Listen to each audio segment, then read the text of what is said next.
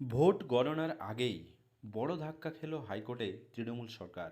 গণনার জন্য রাজ্য সরকারি কর্মীদের কাজে লাগানোর দাবি খারিজ করল। আসন্ন নির্বাচনের পরবর্তী ভোট গণনা তদারকি রাজ্য সরকার কর্মীদের নিয়োগ করার দাবি জানিয়েছিল আদালতের দ্বারস্থ হয়েছিল তৃণমূল কংগ্রেস।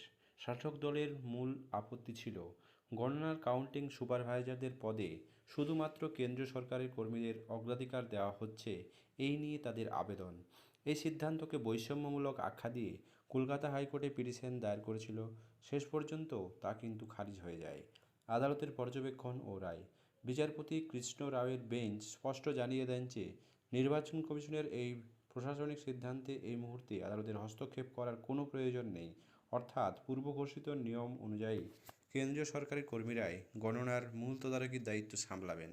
আদালতের এই রায়ের ফলে নির্বাচনের চূড়ান্ত পর্যায়ের রাজ্য প্রশাসনের প্রভাব খাটানোর যে অভিযোগ বিরোধী শিবিরে তোলা হচ্ছিল তা এক প্রকারে গুরুত্ব পেল বলে মনে করছেন রাজনৈতিক বিশ্লেষকরা। ভবিষ্যতের পদক্ষেপ ও সতর্কতা। আদালতের আবেদন খারিজ করলেও তৃণমূলের জন্য আইনি লড়াইয়ের একটি পথ খোলা রয়েছে। রায় জানানোর জন্য গণনা চলাকালীন কোনো কেন্দ্রীয় কর্মীর বিরুদ্ধে যদি নির্দিষ্ট কোনো রাজনৈতিক দলের প্রতি পক্ষপাতিত্বের প্রমাণ পাওয়া যায় এবং তার ফলে প্রার্থীর হার নিশ্চিত হয়, তবে সেই ফলাফলকে পরবর্তী চ্যালেঞ্জ করা যাবে। এই নির্দেশের ফলে গণনা কেন্দ্রের রাজনৈতিক দলগুলোর নজরদারি আরও কঠোর হবে এবং যে কোনো অসঙ্গতি নিয়েই আইনি লড়াইয়ের সম্ভাবনা জিইয়ে থাকবে। ভোট গণনা তদারকির পদে রাজ্য সরকারি কর্মীদের নিয়োগের দাবি খারিজ করল কলকাতা হাইকোর্ট। গণনা তদারকির দায়িত্বে থাকছেন শুধুমাত্র কেন্দ্রীয় সরকারি কর্মীরাই। নির্বাচন কমিশনের সিদ্ধান্তের হস্তক্ষেপ করতে অস্বীকার করলেন বিচারপতি কৃষ্ণ রায়ের বেঞ্চ। গণনায় পক্ষপাতিত্বের অভিযোগ উঠলে ফলাফলকে চ্যালেঞ্জ করার একটা সুযোগ কিন্তু রয়ে গেছে।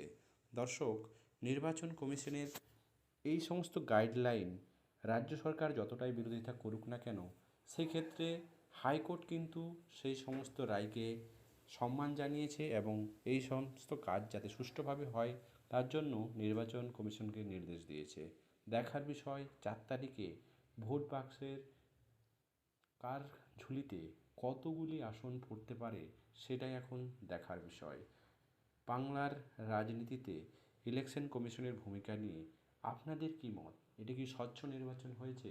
অবশ্যই কমেন্ট বক্সে জানাতে ভুলবেন না। চ্যানেলে নতুন হলে সাবস্ক্রাইব করে পাশে থাকবেন।